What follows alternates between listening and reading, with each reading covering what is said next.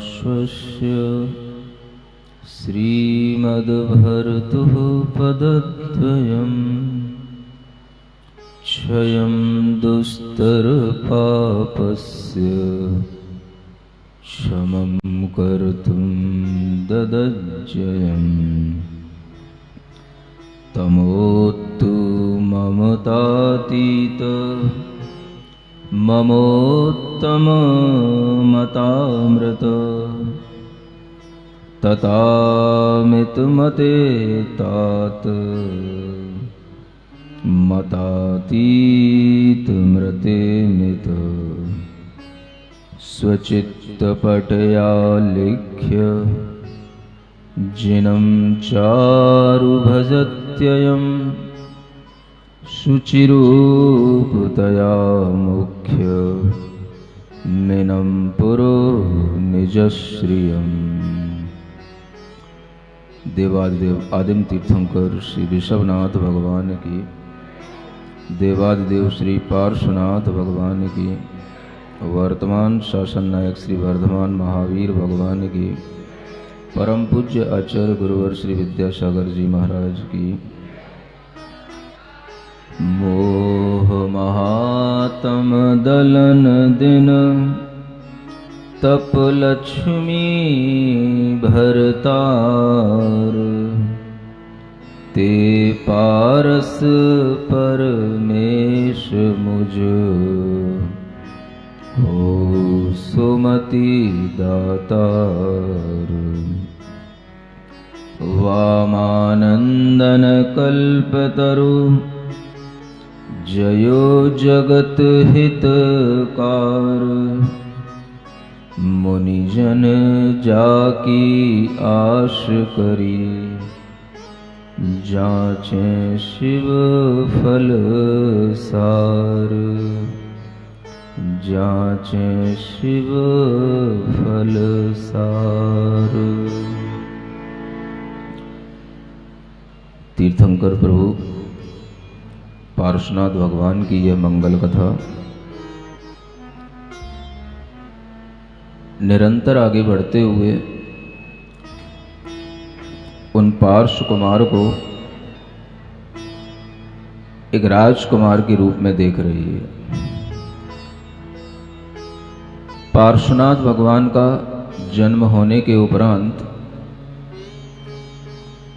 अनेक लक्षणों से सुशोभित वह देह आपको देखने को मिली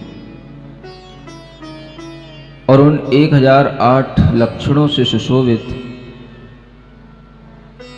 उस देह के होने पर ही अनेक तरह के चिन्हों से वह सुशोभित देह अनेक तरह के विस्मय उत्पन्न करती है। देह का 1008 लक्षणों से सुशोभित होना कई लोगों के लिए एक चिंतन का विषय है और होना भी चाहिए कि वह देह में क्या ये सब आकृतियां, ये अनेक तरह के चिन्ह ही भरे हुए रहते हैं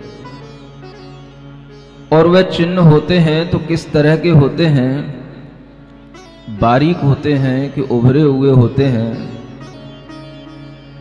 वह चिन्ह गौर से देखने पर दिखाई देते हैं या पूर्णतया स्पष्ट होते हैं। इस तरह के अनेक प्रश्न आपके दिमाग में आ सकते हैं यदि आप कुछ चिंतन का समय निकालते हो तो। और इन प्रश्नों का समाधान आपको अपने चिंतन से ही होगा। जिस तरह से सुंदरता देह में बन सकती है, आप उसी तरह से सोचें कि देह में सुंदरता जिस तरह से हो सकती है वह उनके साथ होता है। कुछ चिन्ह उभरे हुए भी हो सकते हैं, कुछ चिन्ह आकृति को लिए हुए हल्के भी हो सकते हैं जिन्हें हम गौर से देखें तो दिखाई देते हैं। लेकिन कोई भी चिन्ह, कोई भी आकृतियां ऐसी नहीं होती जो किसी भी तरह से बदसूरत लगें, कुरूप लगें। और वह चिन्ह पूरे शरीर के अंदर इस तरह से फैले हुए होते हैं कि शरीर के भिन्न भिन्न अंगों में, भिन्न भिन्न अवयवों में वह चिन्ह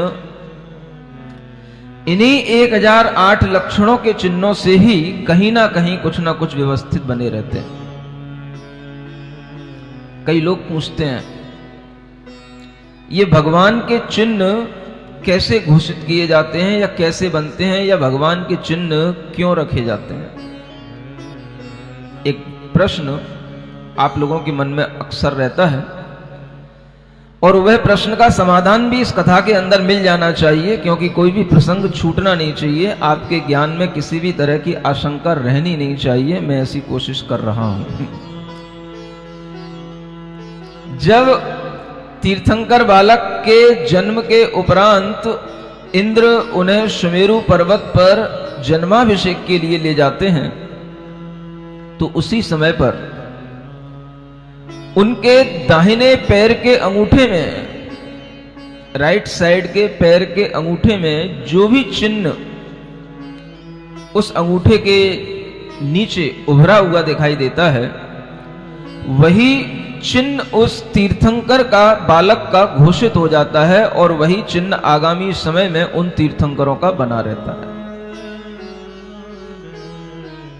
उन 108 चिन्हों में से कोई भी लक्षण उनके पैर के अंगूठे में हो सकता है,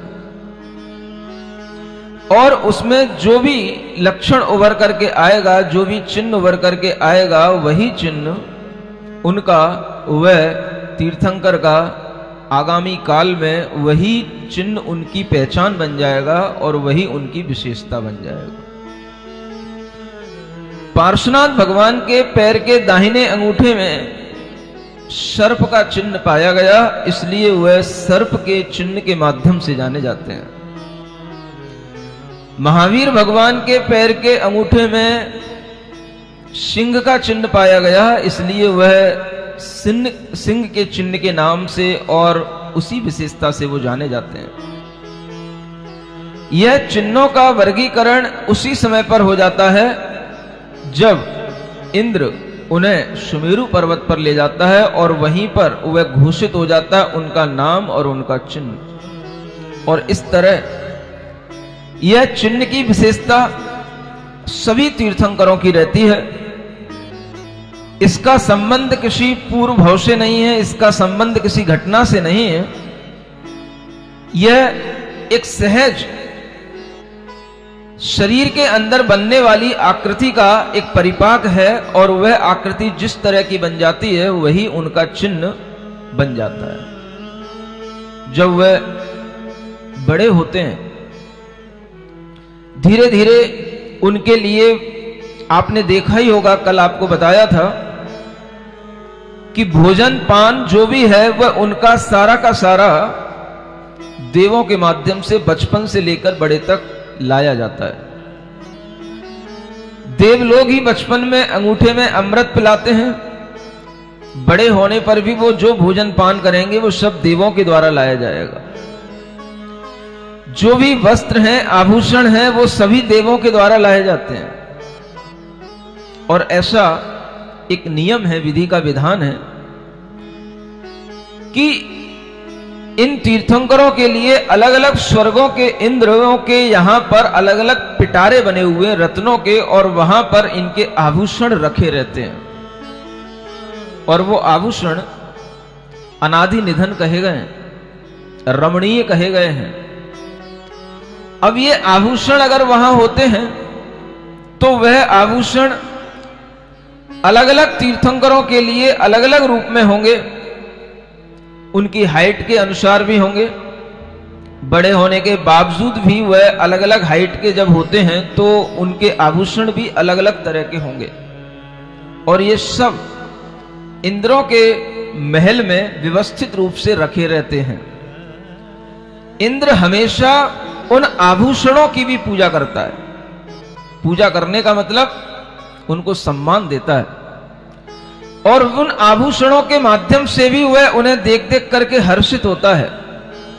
ऐसी ये व्यवस्था तीर्थंकरों के वस्त्रों के लिए, आभूषणों के लिए सारी की सारी इंद्र के माध्यम से बनाई जाती है, और वह सौधर्म इंद्र, ईशान इंद्र के माध्यम से बनाई गई ये व्यवस्थाओं के माध्यम से उनका पूरा यौवन अवस्था तक का भरण पोषण, पालन पोषण सारा कार्य चलता है। जब बड़े हो जाते हैं, विवाह के योग्य हो जाते हैं, उस समय पर तीर्थंकरों के लिए अपने अपने मन के अनुसार उनके अंदर भाव बनते हैं। विवाह करना आवश्यक होता भी है और नहीं भी होता है।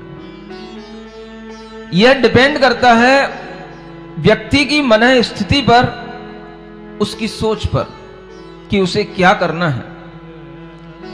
न हम इसका संबंध किसी संस्कार से जोड़ सकते हैं, न हम इसका संबंध किसी तपस्या से जोड़ सकते हैं। यह व्यक्ति की वर्तमान में चलने वाली मन स्थिति पर निर्भर करता है। आप विचार करें, भगवान आदिनाथ 33 सागर तक सर्वार सिद्धि जैसे स्वर्ग में रहे,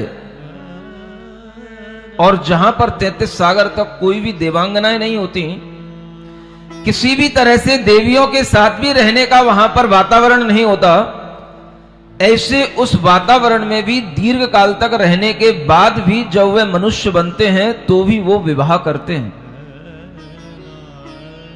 इधर ये पारसनाथ भगवान हैं जो आनत स्वर्ग से आकर के पधारे हैं, लेकिन वहां पर देवियां थीं। उनके लिए सब देवियों के द्वारा आनंद दिया गया, मनोरंजन किया गया, सारा का सारा उन्होंने देवियों के साथ में रहना, घूमना, सब कुछ किया। लेकिन उसके बावजूद भी जब वे मनुष्य पर्याय में आते हैं, उनका मन विवाह करने का नहीं होता। हम क्या कहें, संस्कार की बात कहते तो 33 सागर के वो संस्कार भगवान आदिनाथ के कोई काम नहीं आए।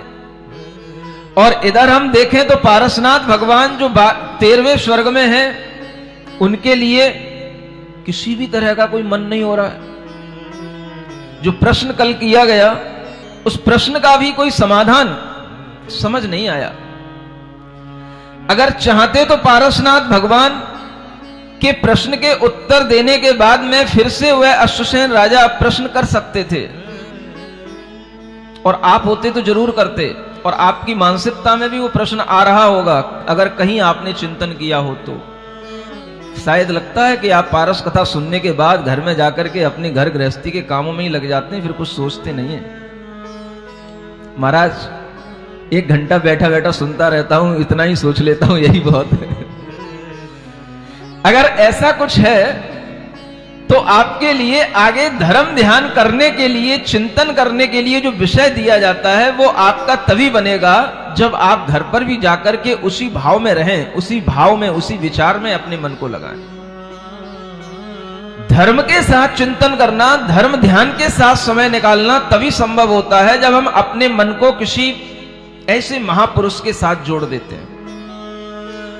घर में पहुंचने के बावजूद भी अगर आपके मन में विचार आता है कि कैसे हुआ होगा,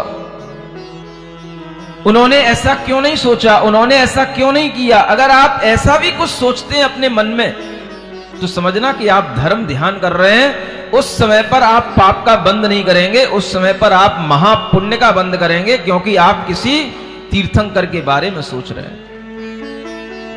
विचार करना चाहिए। और जब हमारे अंदर हर तरीके के विचार आते हैं तो यह भी विचार आना चाहिए कि अगर भगवान पार्श्वनाथ ने इतनी सी बात को लेकर के मना किया कि आदिनाथ भगवान की उम्र बहुत थी और मेरी उम्र थोड़ी है, तो उनके पिता ये भी दोबारा कह सकते थे, लौट करके उत्तर दे सकते थे, बेटा थोड़ी उम्र है तो भी कोई बात नहीं, जितनी उम्र है उतनी उम्र में विवाह कर ले। अगर तुझे 30 वर्ष में गृह त्याग करने का भाव कर रहा है तो जब 30 वर्ष आएंगे तब कर लेना, 16 वर्ष में विवाह कर ले, कम से कम 14 वर्ष तो मिलेंगे मुझे सुख भोगने के। क्या समझ आ रहा है? सोचो, विचार करो। अगर इस तरह का भाव भी अगर पिता ने कहा होता तो क्या होता? तो क्या वो पारस कुमार मान जाते? विवाह करना इतना जरूरी है कि हमें माता पिता के दबाव में आकर के विवाह करना चाहिए या हमें अपनी इच्छा से विवाह करना चाहिए, यह भी आदमी की मन स्थिति पर निर्भर करता है। जब माता पिता ने एक बार कहा और पुत्र ने एक बार मना कर दिया तो माता पिता एक बार में ही मान गए। अच्छे लोगों की, समझदार लोगों की यही पहचान होती है। बहुत देर तक डिबेट करना, बहुत देर तक तर्क वितर्क करना, यह अच्छे लोगों की पहचान नहीं होती है। एक बार कुछ प्रश्न किया, दूसरा उत्तर मिल गया, शांति, बस ठीक है, आपका मानस समझ में आ गया, इससे ज्यादा अब हमें जबरदस्ती करने की कोई जरूरत नहीं है। हम सब देखते हैं अपने जीवन में, कितने लोगों को हमने कोरोना में मरते हुए देखा है, कितने लोगों को हमने घर में किसी भी तरह की तड़फन से गुजरते हुए देखा है। अकाल में भी हमने कई युवाओं को मरते हुए देखा है, सब देखा है। लेकिन माता पिता का व्यामोह कभी भी बच्चों को यह सिखाने को तैयार नहीं होता कि बेटा संसार असार है, थोड़े से वैवाहिक सुख के चक्कर में पड़ करके तू अपने आत्मिक सुख को मत छोड़। ये आत्मा का सुख प्राप्त करने के लिए मनुष्य जीवन मिला है। विवाह में उलझ करके विषय वासना की तृष्णा को बढ़ाने से कोई फायदा नहीं मिलेगा। एक जीवन ऐसा निकाल जिसमें तू अपनी आत्मा की आराधना कर सके, अपने आप के लिए जिए और शरीर का मोह छोड़ करके तू आत्मज्ञानी बने। ऐसा कोई भी माता पिता अपने बच्चों को सिखाता नहीं। बच्चा सीखे या ना सीखे ये अलग बात है, लेकिन माता पिता के अंदर ये संस्कार देने का भाव जरूर होना चाहिए।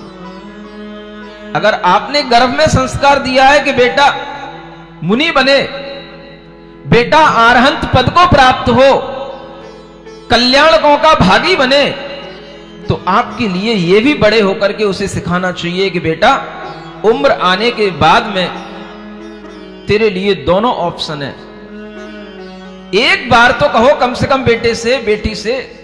जरूरी नहीं है कि विवाह करके ही जीवन आगे बढ़ाया जाता है, ब्रह्मचर्य के साथ भी जीवन जिया जाता है और ब्रह्मचर्य के साथ जीवन जी करके ही हम अपने मोह को कम कर सकते हैं, अपने संसार को कम कर सकते हैं। अन्यथा ये तृष्णा बढ़ती ही रहती है, हर जन्म में बढ़ती रहती है।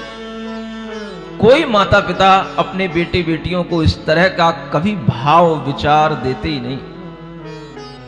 और अगर कभी भूल से किसी बेटे बेटी में आने लग जाए कि नहीं साधु संगति से, तो इतने दुखी होते हैं, इतने परेशान होते हैं, इतना टॉर्चर करते हैं माता पिता बेटे बेटियों को कि वो उसको साधु संगति में आना ही छुड़ा देते हैं। कि विचार करो, हमें सिर्फ हमारा मोह दिखता है, हमें सिर्फ हमारी अपनी घर की केवल ममता दिखती है और यह दिखता है कि बेटा अगर बड़ा हो गया है तो सिर्फ उसे बहू लाना ही उसके लिए सबसे अनिवार्य कार्य है, और कोई कार्य हमें नहीं दिखाई देता। हम सोचते समय जीव का कोई भी ठिकाना नहीं है, कोई भी जीव आया है, किसी भी उम्र में कोई भी रोग हो सकता है, किसी भी तरह से मृत्यु को प्राप्त हो सकता है, लेकिन हम कभी ऐसे पाठ, ऐसी विचार कभी अपने घर के लोगों को सिखाते नहीं है। हमें करना वही है जो हमारा पड़ोसी कर रहा है, जो हमारे मामा ने किया है, जो हमारे चाचा ने किया है, जो हमारे ताऊ ने किया है, जो हमारे घर के परिवार के लोगों ने किया है। ज्ञान देने की बात, विचार करने की बात भी अगर एक क्षण के लिए कोई कहे, कोई बताए, कोई सोचे, तो मुझे लगे कि हां वास्तव में आदमी के अंदर मोह की कुछ कमी हुई है, राग की कुछ कमी हुई है। जब तक इस तरह का मोह कम नहीं होता, राग कम नहीं होता, तब तक आपने अपने जीवन में केवल अपने स्वार्थ के लिए, मोह के लिए ही सब कुछ किया। जीवन बढ़ते हुए कभी भी किसी भी क्षण बिगड़ जाता है। कई ऐसे पुत्र होते हैं जो विवाह से पहले भी मृत्यु को प्राप्त हो जाते हैं, लेकिन सब कुछ देखने के बावजूद भी कोई भी इतनी हिम्मत नहीं करता कि मैं अपने बेटे और बेटियों को ब्रह्मचर्य व्रत धारण करके उन्हें मोक्ष मार्गी बनाऊं, उन्हें जिन धर्म का अध्ययन करा करके उनके अंदर सम्यक ज्ञान के संस्कार अर्जित कराऊं, इस तरीके का विचार आजकल किसी को नहीं आता। जो भी बेटे बेटियां धर्म मार्ग पर आगे बढ़ते हैं वो माता पिता से बचकर के किसी भी तरह से अपने पुरुषार्थ से करके ही कुछ कर पाते हैं। माता पिता का सहयोग मिलना बड़ा कठिन होता है। सब कुछ देखने के बावजूद भी व्यामोह छोड़ना बड़ा कठिन होता है। सभी तरह के रोगों से ग्रसित होने के बावजूद भी इस मार्ग पर आना कठिन होता है। एक छोटी सी घटना आपको बताता हूं, मुझे आश्चर्य होता है सुन सुन करके भी। मेरे अंदर मन में वो विचार आता है कि देखो मन के अंदर किस तरह का मोह पड़ा रहता है। एक बेटी दिल्ली में, जब मैं ऋषभ बिहार में था, माता पिता के साथ मेरे पास आई। उस बेटी को एक ऐसा रोग था जो लाखों में किसी एक बेटी को होता है, एक बच्चे को होता है, किसी एक व्यक्ति को होता है। और वो रोग कुछ अलग ही तरीके का था। जापान में वो रोग होता है, भारत में वो कम होता है। और वो रोग होता है उसी उम्र में, 22-23 साल की उम्र में। और उस रोग में उसके साथ क्या होता है, शरीर में कुछ भी खाओ लगता नहीं है, दवा भी खाओ तो लगती नहीं है। धीरे धीरे शरीर घुटता चला जा रहा है, कमजोर होता चला जा रहा है। उसके लिए जो भी डॉक्टर दवाई देते हैं वो दवाई से ही उसको दर्द होता है, पूरे शरीर में दर्द होता है उसको। और जब माता पिता हर तरह से परेशान हो गए इलाज करा करके वो हमारे पास लाए, तो हमारे पास तो एक ही इलाज है। क्या?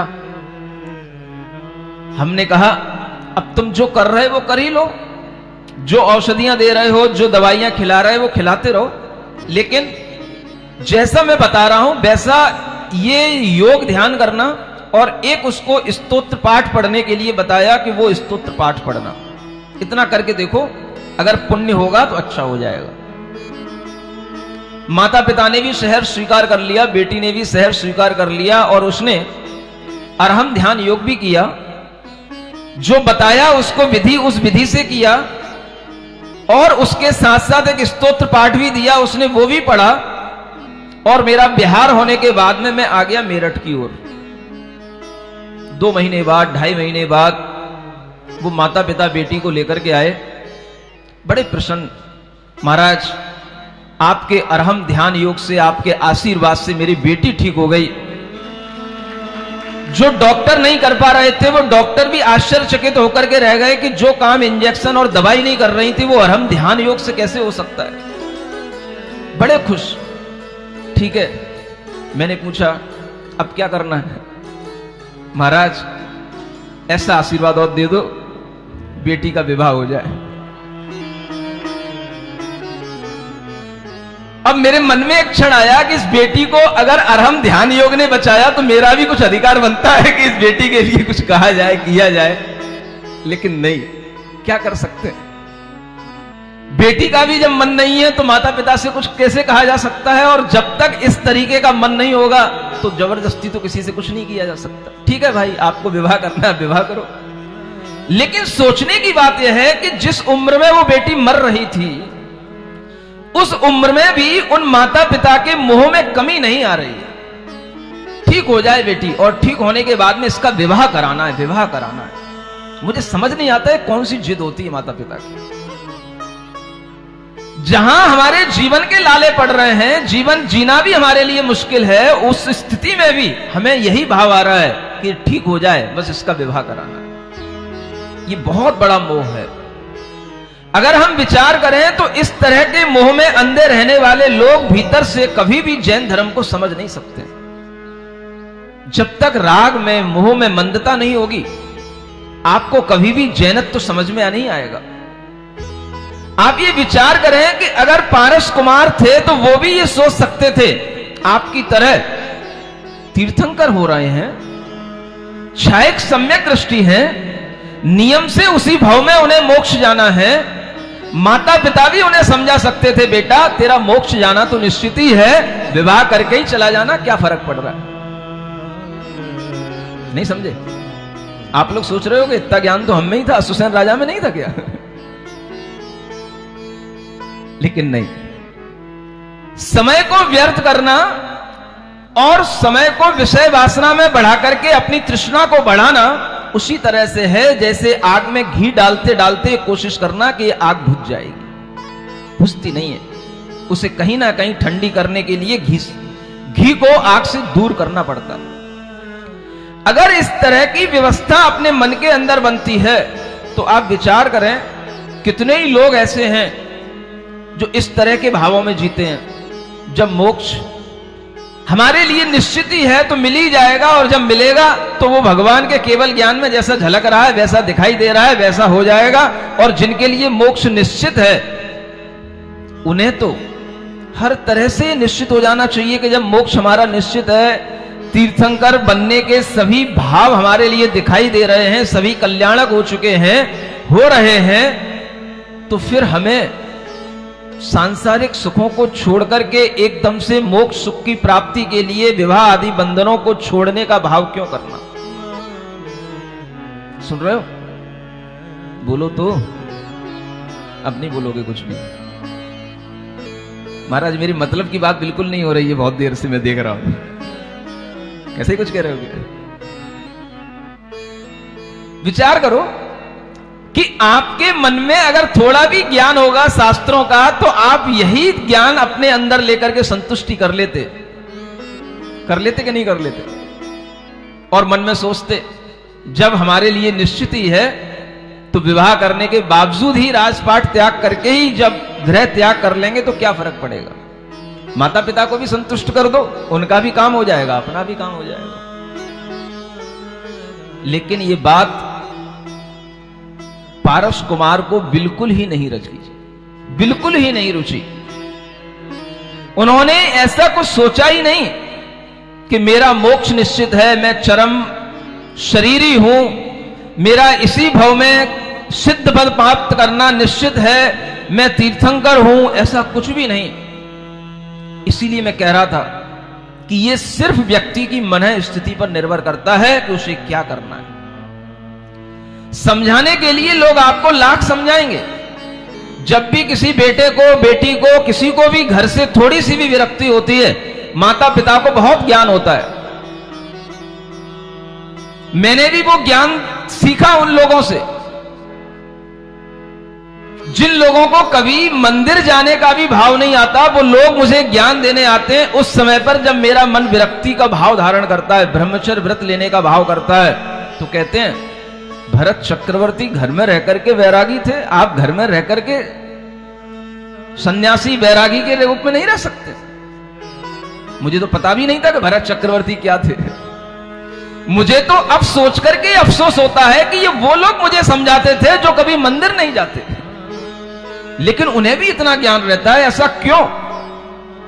तो फिर बाद में मुझे समझ में आया, ये सब मोही लोग ये थोड़ा थोड़ा वो सब बातें सुनकर के अपने मन में रखते हैं।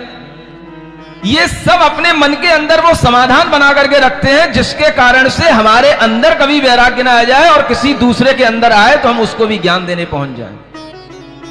ये ऐसे समझदार लोग हैं, ये ऐसे मोही लोग हैं जो किसी दूसरे के लिए भी कभी वैराग्य आए तो इस तरह का ज्ञान देंगे कि जैसे कितने बड़े ज्ञानी हैं। कभी शास्त्र नहीं सुने हैं, लेकिन ये सब प्रश्नों के समाधान उनके पास में है। भरत चक्रवर्ती घर में रह करके वैरागी, कैसा ही अनपढ़ बाप हो, चाहे कुछ भी खाता पीता हो, चाहे किसी भी तरीके का उसका कोई भी रहन सहन हो, लेकिन उसे भी पता होगा कि भरत चक्रवर्ती घर में रह के वैरागी थे। अगर बेटा कभी भी कुछ भी थोड़ा सा भी सोचने लग जाए तो सबसे पहले यही उदाहरण फिट मिलेगा। बस एक ही उदाहरण है, सभी विद्वान बस इसी उदाहरण को देखते हैं, इसी उदाहरण से आगे बढ़ते हैं। भरत चक्रवर्ती जैसे कि अनादि काल में एक ही चक्रवर्ती हुए, एक ही जो है महापुरुष हुए बस, और उनके अलावा कुछ हुआ ही नहीं। सोचो, विचार करो।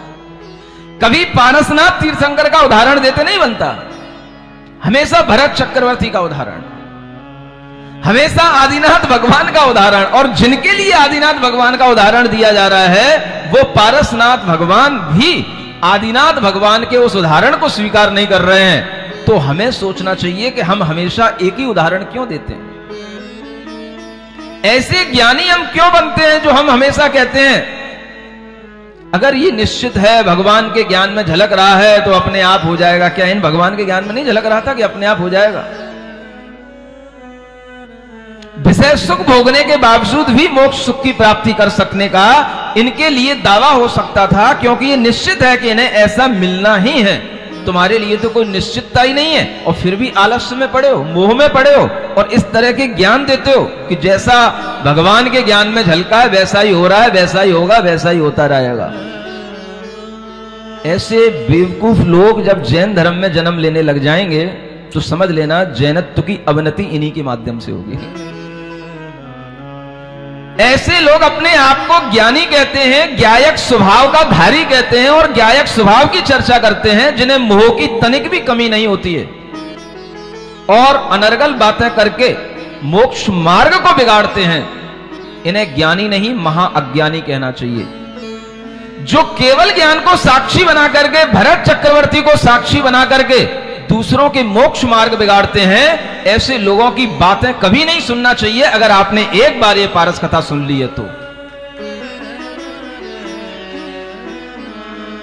इसलिए आपसे कह रहा हूं, अपने मन से, आगम से, तीर्थंकरों के चरित्रों को सुनकर के अपना मार्ग बनाओ, अज्ञानी गृहस्थों की बातें सुनकर के नहीं।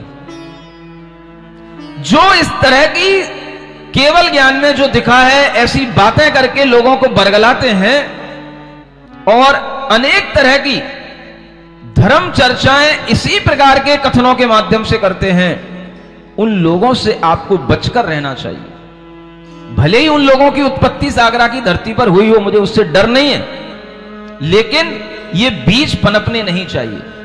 ये बहुत ही घातक है जैन धर्म के लिए, मोक्ष मार्ग के लिए।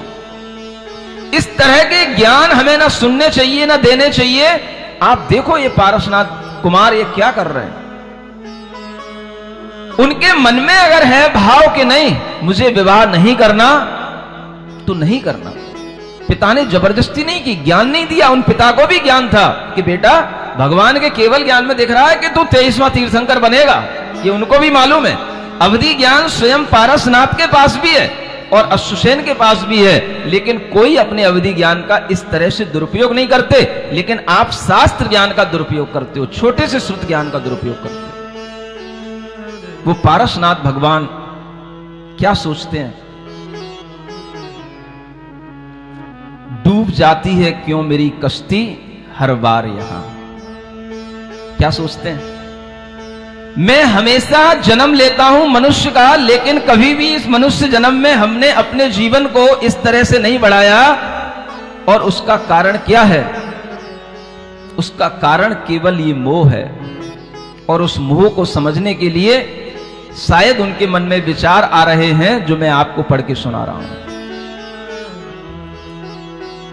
बन के भौरा तेरी खुशबू में कई बार यहां, बन के भौरा तेरी खुशबू में कई बार यहां, मैंने मर मर के जान गवाई बहुत बार यहां, मैंने मर मर के जान गवाई बहुत बार यहां। देखिए ये उनके विचार हैं जो शायद मेरे अंदर रिफ्लेक्ट हुए हैं, मैं आपको सुना रहा हूं।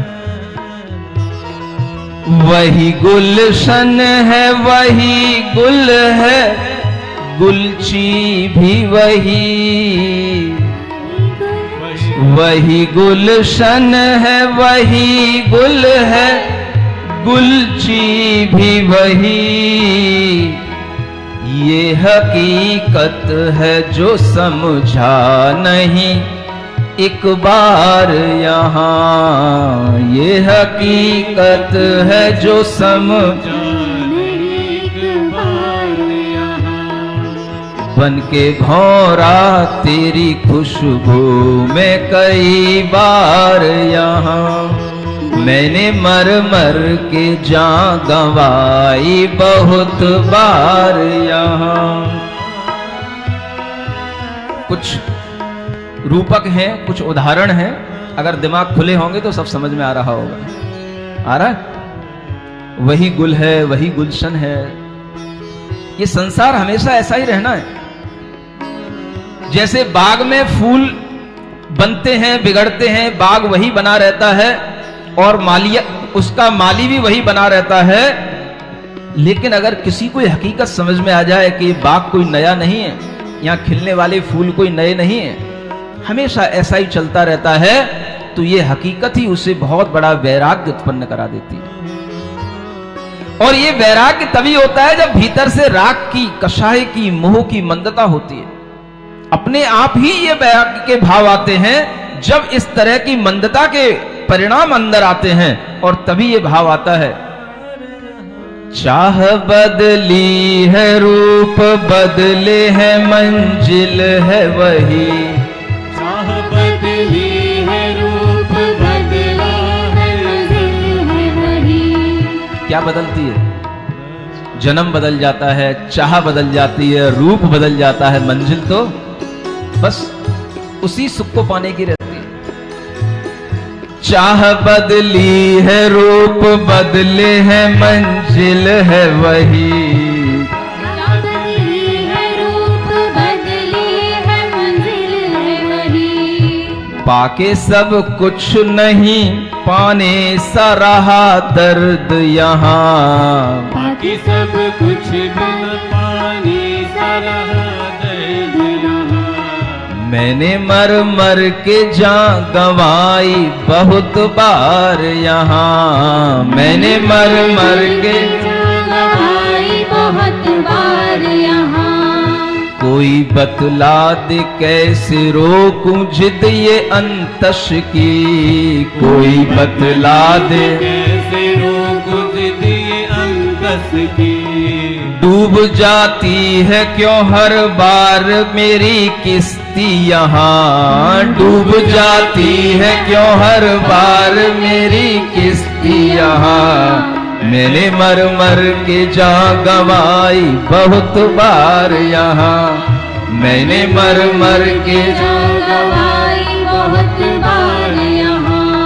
मैंने मर मर के जान गंवाई बहुत बार यहाँ। मैंने मर मर के जान गंवाई बहुत बार यहाँ। आप देखते तो होगे कभी कभी भौरे के अंदर, भौरा फूल के अंदर कैसे मर मर के जान गंवा देता है। सब देखते हो। कितने लोग किस तरह से दम तोड़ते हैं, सब देखते हो।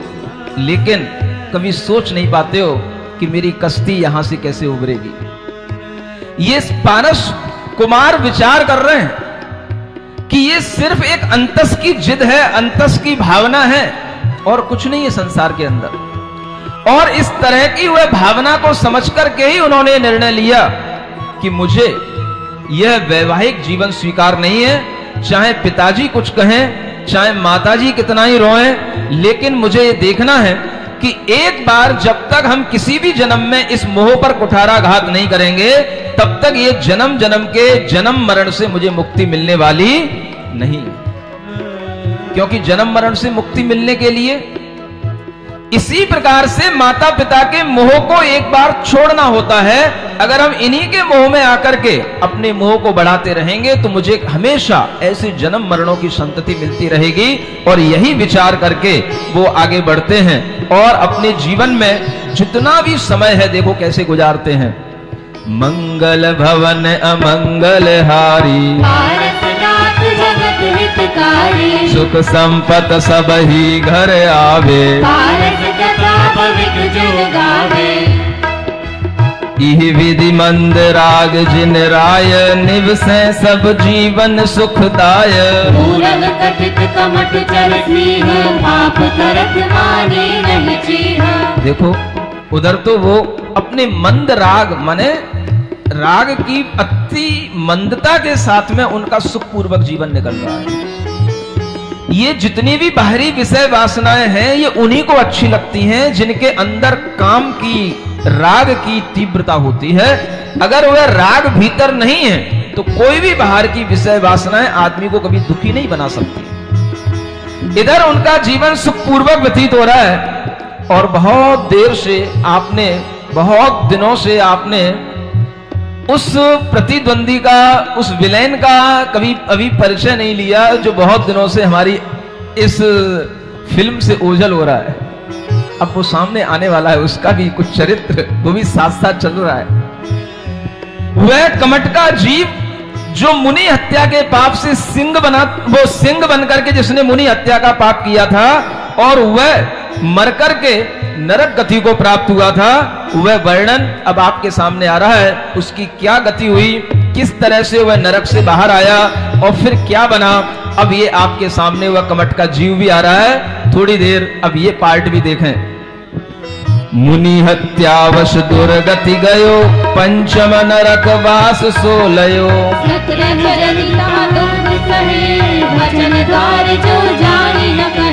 जब सिंह ने मुनि हत्या के पाप से नरकों में अपना जन्म लिया तो वहां पर 17 सागर की आयु उसे प्राप्त हुई और इतने असंख्यात वर्ष प्रमाण 17 सागर की आयु वो नारकी बनकर के रहा। स्थिति पूर्ण कर छोड़ी ठौर, सागर 3 भ्रमो फिर और।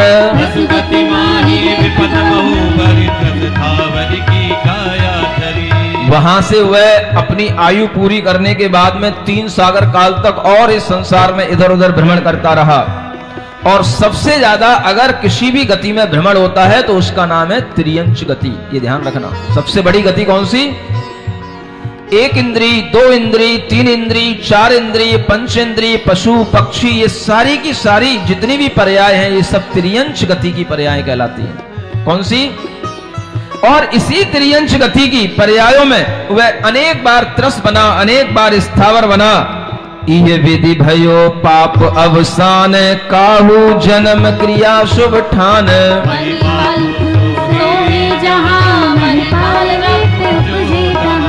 एक बार वह कुछ जन्म मरण करते हुए, अनेक तरह के त्रस स्थावर पर्यायों को प्राप्त करते हुए किसी कारण से कभी कोई शुभ भाव बन गया, कषायों में मंदता हो गई और उसके कारण से वह कुछ पुण्य का अर्जन कर लिया तो एक मनुष्य जन्म फिर प्राप्त कर लिया। और उस मनुष्य जन्म में वह एक महीपाल राजा के रूप में वह एक मनुष्य बनता है। और वह महीपाल राजा कौन है? पारस प्रभु की बामा माय, इनको पिता भयो यह राय।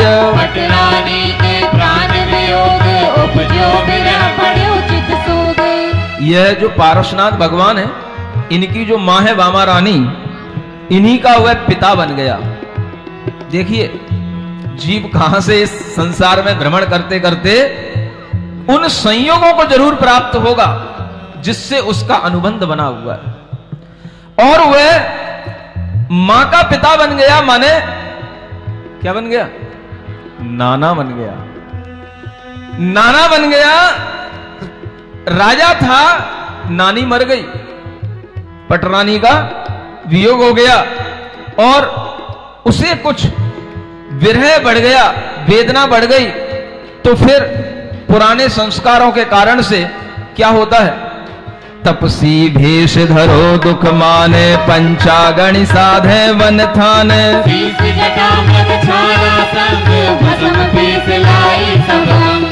और जब वह विरह को, वेदना को सहन नहीं कर सका तो वह एक तपस्वी बन गया। तपसी कहा जाता है उनको, तपसी। जो मिथ्या तप तपते हैं उन्हें तपसी कहते हैं। और उस तपसी का भेष धारण कर लिया। शायद वही कमट का पुराना संस्कार जो मरुभूति के भाई के समय पर भी उसने ऐसे ही तपसी का भेष धारण किया था।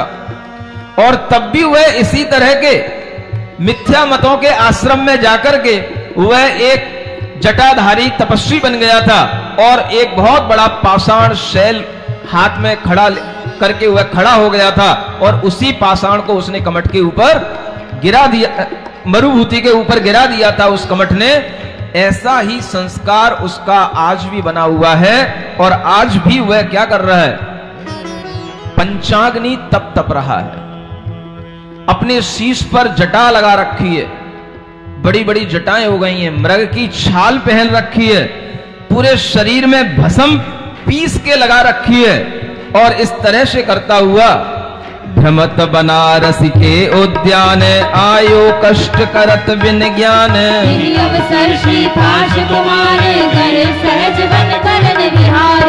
इसी अवसर पर उस बनारस के उद्यान में वह तपस्वी भी तापसी भी वहीं पर आ गया, और बिना ज्ञान के अज्ञान के साथ में वह जो अपनी तपस्या कर रहा है, और उसी तपस्या को करते हुए वह उस उद्यान में जहां ठहरा है, बनारस तो है ही है, पारस कुमार हैं, बनारस में जगह जगह पर वह भ्रमण करने भी जाते हैं, अपने अनेक देव मित्रों के साथ में, अनेक साथियों के साथ में वह एक दिन वन विहार के लिए निकलते हैं। सुनिए, मंगल भवन अमंगल हारी, पारसनाथ जगत हितकारी, सुख संपत सब ही घर आवे, पारस कथा भवित जन गावे। राजपुत्र बहु सुरगण साथ, गज आरूढ़ दिपै जिन नाथ, कर सुचंद मन के अनूप, चले नगर को आनंद रूप।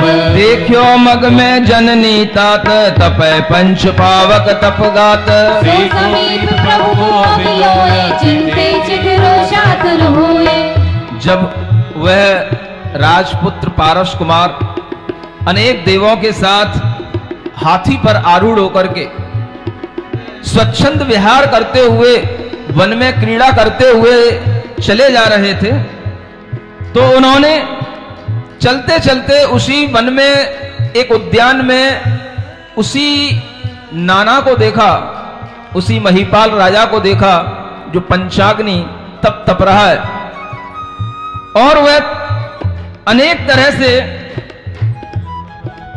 हिंसा आदि की क्रियाओं में भी संलग्न है, लेकिन उसे कुछ पता नहीं है कि ये तप उसके लिए क्या देने वाला है।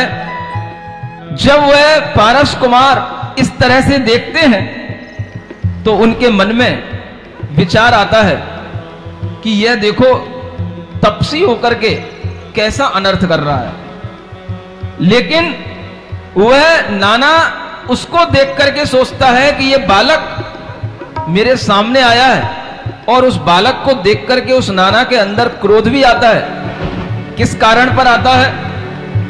मैं तपसी कुलवंत महंत, जननी पिता पूज सब भंत, कुंवर के यह अभिमान, विनय प्रणाम करे नहीं आने। नाना सोचता है ये बेटा मेरे सामने आकर के खड़ा है, और न मेरे को प्रणाम किया है, न नमस्कार किया है, न इसने जय जनेन्द्र की है, न इसने नाना जी कहा है, और बड़े अभिमान के साथ आकर के खड़ा हो गया। क्या इसको इतना भी नहीं मालूम कि जिस कुल में इसने जन्म लिया है उस जननी का मैं पिता हूं, और मैं सभी से पूज्य हूं, इतना तपस करके अपने आप को महातापसी के रूप में प्रतिष्ठित किए हुए हूं, और ये मेरे सामने आकर के यूं ही खड़ा हो गया, न प्रणाम करता है, न नमस्कार करता है, और सामने आकर के बातें करने के लिए तैयार हो रहा है। क्या कहता है? इनने ईंधन कारण जान, लकड़ी चीरन लग्यो अयान, हाथ कुल्हाड़ी लीनी जबे, हित मित वचन चले प्रभु तबे। वह अपने साथियों से कहता है कि देखो ये नाना ये क्या करने जा रहा है, इसने तमाम ईंधन जला रखा है, अनेक लकड़ियां यहां पर ले रखी हैं, और ये अज्ञान के साथ में हाथ में कुल्हाड़ी लेकर के यह जिस लकड़ी को चीरने जा रहा है उसे पता नहीं है कि इस लकड़ी में क्या है। जैसे ही वो लकड़ी चीरने को होता है, वह राजकुमार उसे रोकता है, और वो लकड़ी चीरते चीरते भी वह उसको बचाने की कोशिश करता है।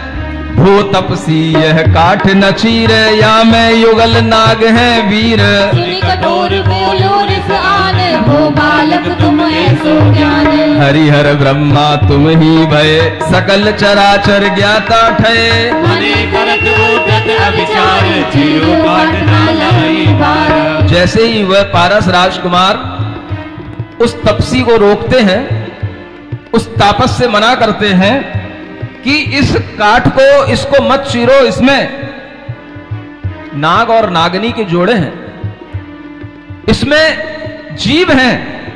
तो ये बात सुनकर के ही उस तापस को और क्रोध आने लग जाता है और वो कहता है, तू नन्हा सा बालक आज मुझे सिखाने आया है, तुझे क्या दिखाई दे रहा है इसमें? क्या तू हरिहर ब्रह्मा हो गया या सकल चराचर का ज्ञाता तू सर्वज्ञ हो गया है जो तुझे यहां पर सब कुछ दिखाई दे रहा है? कहां है इस लकड़ी में नाग और नागिन? और उसने नहीं देखा। और तत्खिन खंड की भय जुग जीव, जैनी बिन सब अदय अतीव। दया सरोवर जिन तब कहे, तब से व्यथा अब तू बढ़े। और उसने उसी समय पर जिस लकड़ी को चीरने के लिए उसने कुल्हाड़ी मारी थी, उसी लकड़ी के अंदर से उसने नाग और नागनी निकलते हुए दिखाए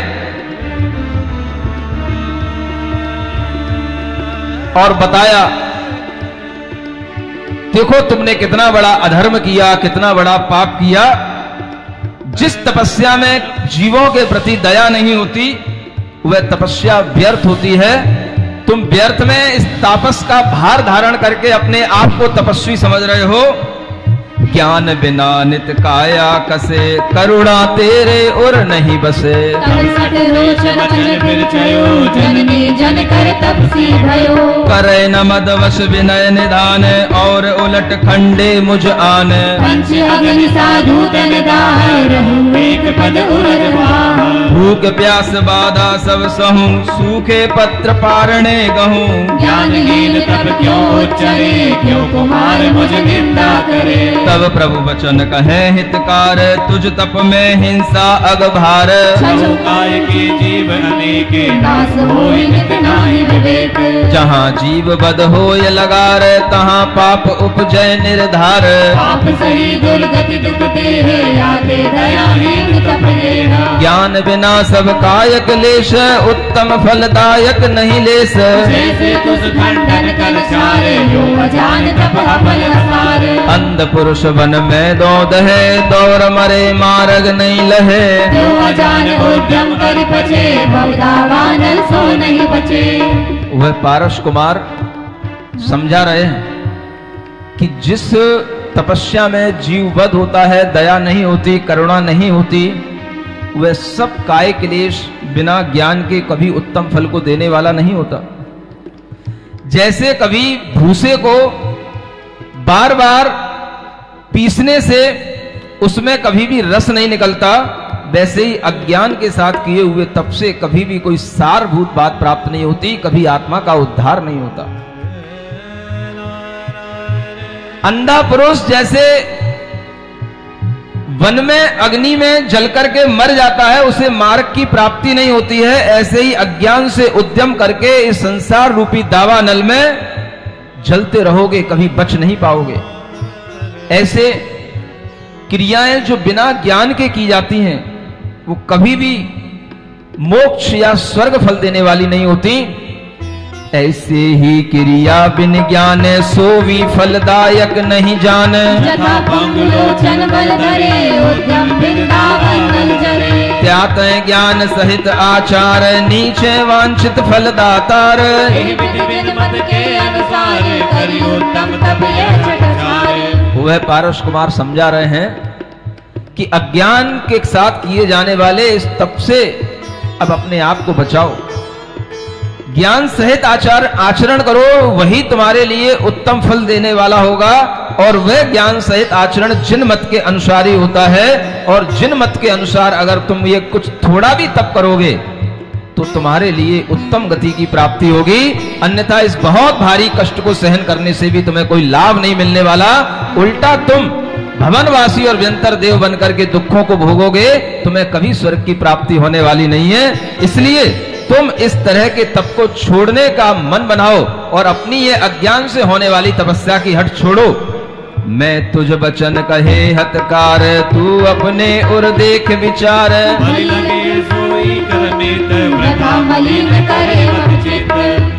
और अंत में चलते चलते जब देखा पारस कुमार ने कि ये मानने वाला नहीं है, तो सोचते हैं मैंने तो तुम्हारे लिए जो हितकारी वचन थे वो कह दिए, अब अपने मन में ही तुम उसका विचार करो, तुम्हें ये बात अच्छी लग रही है कि नहीं लग रही है, और तुम्हारा मन जैसा कहे वैसा ही करो। लेकिन अपने चित्त को अब मलिन मत करो, अपने चित्त में अब द्वेष भाव मत रखो, अपने चित्त में यह निर्दयता के, हिंसा के भाव मत रखो। और इस तरह से वह जब पारस कुमार उस तापस को समझाते हैं तो उसका क्रोध और बढ़ जाता है, उसे कुछ समझ नहीं आता है। इधर वह क्रोध बढ़ने के साथ में वह अपनी तपस्या और ज्यादा उग्रता के साथ करने लग जाता है, और ज्यादा वह पंचाग्नि तप तपने लग जाता है, और वह हिंसा आदि कार्यों में लग जाता है। और राजकुमार वहां से लौटने लगते हैं तो रास्ते में देखते हैं कि वह जो नाग युगल था उनकी ओर दृष्टि पड़ती है, और उन्होंने देखा कि ये अगर तापसी नहीं सुन रहा है तो ये जो मरते हुए नाग युगल हैं इन्हीं को कुछ सुनाया जाए। और वह उसी समय पर उसको सुनाने लगते हैं। ओम अरहम ओम अरहम ओम अरहम बोल, ओम अरहम ओम अरहम ओम अरहम बोल, ओम अरहम ओम अरहम ओम अरहम बोल। सभी कार्य की सिद्धि से तू पहले इसको बोल। ओम अरहम ओम अरहम ओम अरहम बोल, सभी कार्य की सिद्धि से तू पहले इसको बोल। दुराचार को दूर भगाए, दूर भगाए, सोता तेरा भाग्य जगाए, तेरा भाग्य जगाए, सोता तेरा भाग्य जगाए। तेरा भाग्य जगाए, दुराचार को दूर भगाए, दुराचार को दूर भगाए, सोता तेरा भाग्य जगाए। सोता तेरा भाग्य जगाए। ध्यान साधना इसकी करके, ध्यान साधना इसकी करके मानव अपना भाग्य बनाए, मानव अपना भाग्य बनाए, मानव अपना भाग्य बनाए। मानव अपना भाग्य बनाए। तन मन आत्म शुद्धि करता, आत्म शुद्धि करता, महिमा है अनमोल। महिमा है अनमोल। ओम अरहम ओम अरहम ओम अरहम बोल, ओम अरहम ओम अरहम ओम अरहम बोल, ओम अरहम ओम अरहम अरहम बोल, अरहम ओम अरहम ओम अरहम बोल। नमोकार मैं सारा जीवन बना लो, नमोकार मैं सारा जीवन बना लो। महामंत्र से चेतना को सजा लो, महामंत्र से चेतना को सजा लो, महामंत्र से चेतना को सजा लो। महामंत्र से चेतना को सजा लो।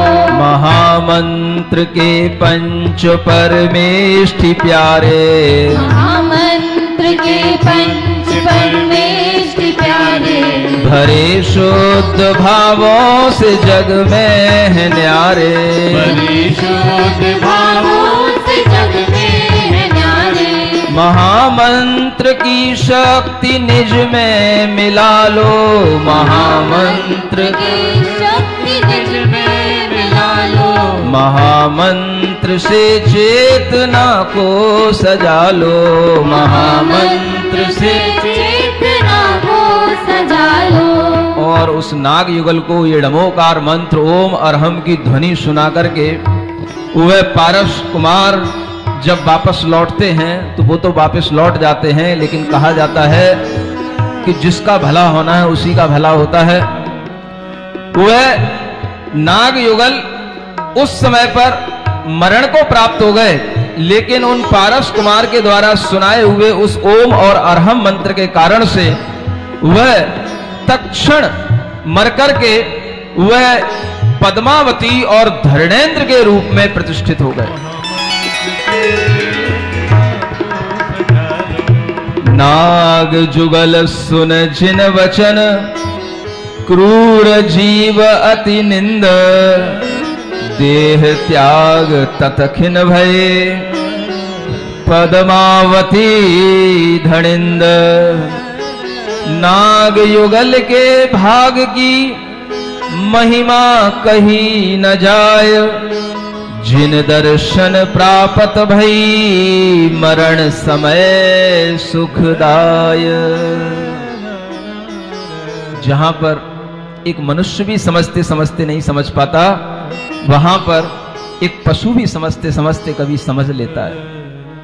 और ऐसे पशुओं के लिए भी जब ऐसा सौभाग्य मिल जाता है तो यही उनका भाग्य कहलाता है, उन मनुष्यों का सौभाग्य नहीं जो पारस कुमार की बात को सुन सकते, समझ सकते, और वह एक मनुष्य भव को प्राप्त करके भी वह तापसी उनकी बात को नहीं समझ पाया, उल्टा क्रोध को प्राप्त हुआ, उल्टा और खींच गया। और इधर वह नाग और नागिनी जो मरण करके तुरंत वह देव बने और पद्मावती धरणेन्द्र कहलाने लग गए, इस तरह की उनकी पर्याय प्राप्त हो गई। जिसके भाग्य में जैसा संयोग मिलता है उसी तरह का कार्य होता है। और जिस संयोग से कभी मनुष्य नहीं सुधर पाता, उससे कभी कभी त्रियंश भी सुधर जाते हैं। ये सब अपनी अपनी काल लब्धि की बातें हैं, अपनी अपनी योग्यता की बातें हैं। इसलिए कोई भी जीव जब तक अपने मन के अंदर के परिणामों को नहीं संभालता, अपने मन में अच्छा होने का भाव नहीं करता, तब तक उसके लिए बाहरी उपदेश, बाहरी सलाह कभी भी काम नहीं आती। आपके अंदर अगर कोई बाहरी बात उपदेश के रूप में कही जाती है तो आपको तभी अच्छी लगेगी जब आपकी होनहार अच्छी हो। आपसे कहा गया 10 धर्मों की तैयारी करना है, 10 धर्म से अपनी चेतना को सजाने की बात करना है, तो उन्हीं लोगों को ये बात अच्छी लगेगी जिनकी होनहार अच्छी है। और जिनकी होनहार अच्छी है वह किसी भी तरीके के बहाने नहीं बनाते हैं, वो हमेशा ये भाव रखते हैं कि वर्ष में एक बार अगर हमें ये मौका आता है तो हम इस मौके को कभी ना छोड़ें। और ऐसा मौका अगर हमें मुनि महाराज के सानिध्य में मिल रहा है तो उस मौके को तो कोई भी भव्य आत्मा कभी छोड़ने का भाव करता ही नहीं।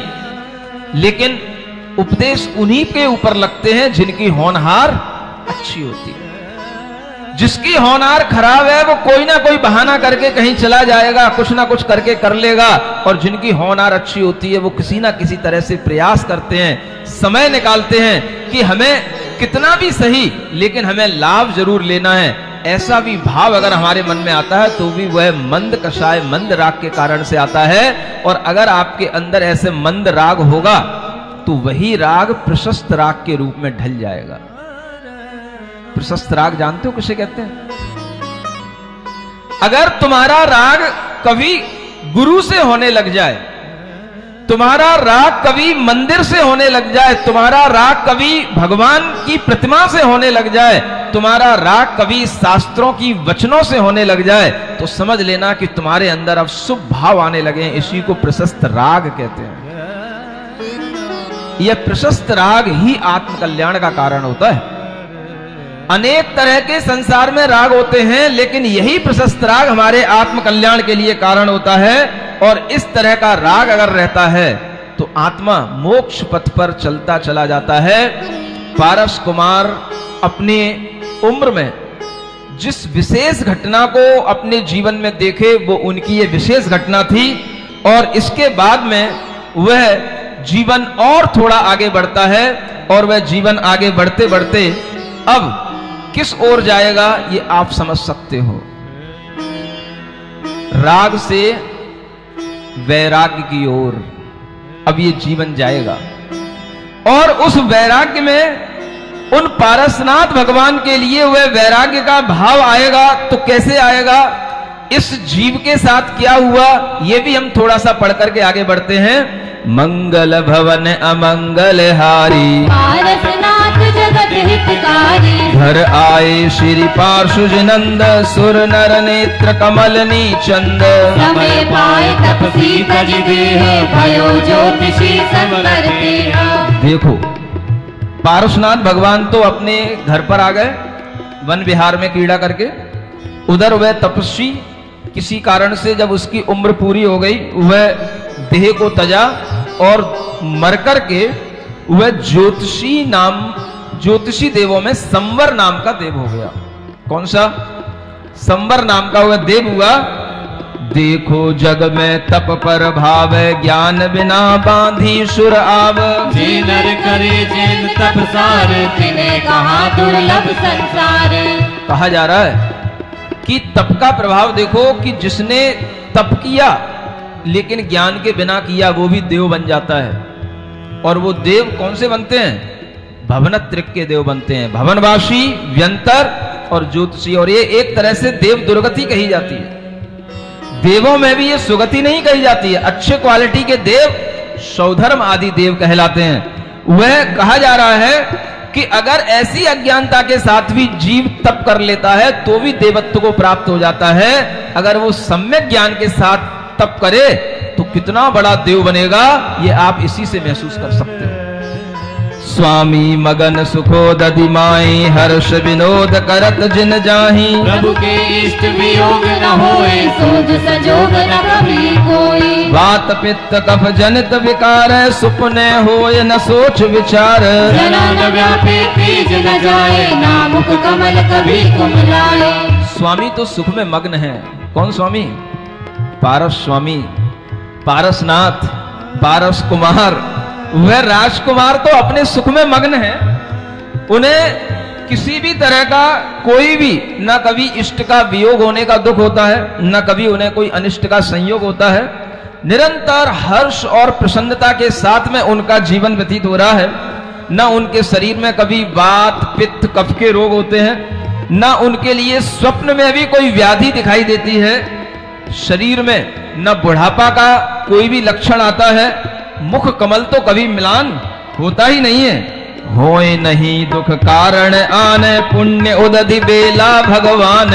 यूं सुख भोग करत दिन गए, तब जिन 30 वर्ष के भये। और इस तरह से सुख का भोग करते करते अब वो 30 वर्ष के हो जाते हैं। कितने वर्ष के?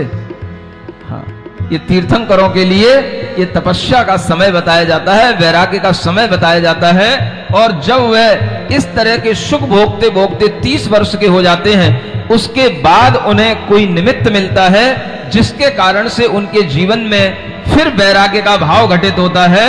और वह वैराग्य का भाव जब आता है तो फिर उनके लिए वह एक तप कल्याणक के रूप में सामने आता है।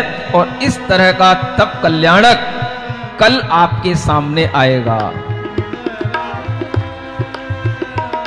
आप अपने जीवन में जन्म कल्याण नहीं देख पाए हो, गर्भ कल्याण नहीं देख पाए हो तो कोई बात नहीं, लेकिन तप कल्याणक देखना नहीं भूलना, क्योंकि यही तप कल्याणक आपके लिए कभी ना कभी मुनि बनने की सीख देगा और कभी ना कभी आपको महाव्रती बना करके संसार की वासनाओं से उद्धार करेगा। ये तप कल्याणक एक संयोग देखो। मास को भूल जाओ कौन सा महीना चल रहा है। महीना तो अपन देखे ही नहीं थे। भादों का महीना आ गया है, सावन के महीने से चलना शुरू हुआ था, लेकिन पक्ष वही है, तिथि वही है। जब पारसनाथ भगवान ने दीक्षा ली थी, वह दीक्षा कल्याणक, तपय कल्याणक एकादशी की तिथि थी और वही तिथि कल है। और कृष्ण पक्ष था और वही कृष्ण पक्ष कल आ रहा है। आपको कुछ पता नहीं है, तैयार रहना, देखना कल कि वह तप कल्याणक कैसे होता है। अब यह भी देखना कि आप उस तप कल्याणक को कैसे मना सकते हो, आप क्या कर सकते हो तप के माध्यम से, कैसे वो तप कल्याणक मनाया जाता है। किसी को खबर नहीं दी जाएगी, ये ध्यान रखना। अपने आप भगवान के पुण्य के कारण से सब देवता अपने आप आएंगे, अपने आप तपय कल्याणक की तैयारियां होंगी, अपने आप वह सब कुछ दृश्य होगा और वह दृश्य आपके जीवन में वैराग्य को घटित करे, वह दृश्य आपके जीवन के राग मोह को कम करे। ऐसी भावना के साथ में उस दृश्य को देखने के लिए कल के लिए तत्पर रहना। आज यह प्रसंग यहीं पर छोड़ते हैं क्योंकि भगवान 30 वर्ष के हो गए हैं। अब कल वह तप कल्याणक के माध्यम से किस तरह से अपने जीवन को आगे बढ़ाते हैं देखेंगे। ओम अरहम नमः, ओम अरहम नमः, ओम अरहम नमः, ओम अरहम नमः, ओम अरहम नमः, ओम अरहम नमः, ओम अरहम नमः, ओम अरहम नमः, ओम अरहम नमः। बोलो पार्श्वनाथ भगवान की।